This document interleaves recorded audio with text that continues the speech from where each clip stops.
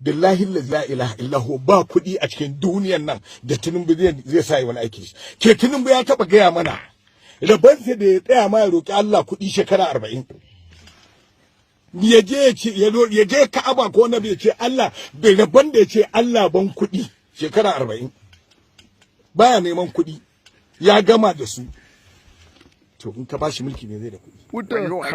Wuta la haula wala quwwata wallahi komi kuɗi ne ba mu zaɓe na tsohon da an kawo allura doki dan ɗaya ji kuzari shi aka wai tsohon da bai ma aya magana minti 30 Allah ya isa.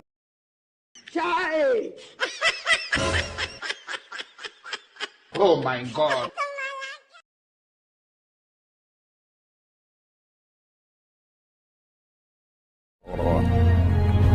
Ka san baɗo mana da like haka ka sa na farin ciki sosai. Sa'annan ka san baɗo mana da sharhi. Kuma ai share muna godiya sosai. Jin ƙayyar kokore ya